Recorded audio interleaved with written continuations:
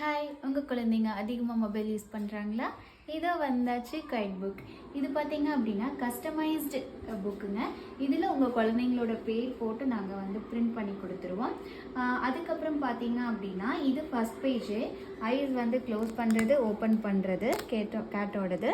அப்புறம் இது மீசையை நம்ம ஜஸ்ட் இழுத்து விடலாம்.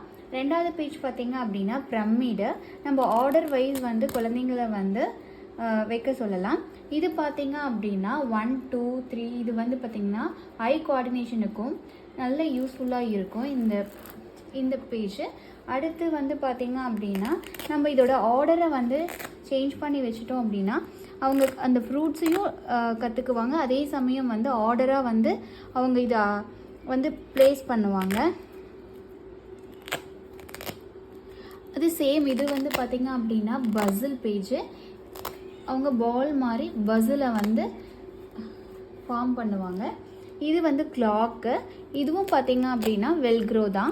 ஸோ நம்ம 1 2 3யும் சொல்லித்தரலாம். கிளாக்கில் டைமிங் அந்த மாதிரியும் சொல்லித்தரலாம்.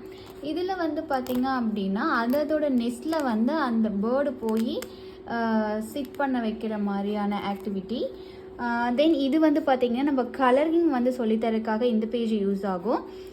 இது பார்த்திங்க அப்படின்னா நம்ம ஒரு ஃப்ரூட்ஸ் அண்ட் வெஜிடபிள் ஜக்கில்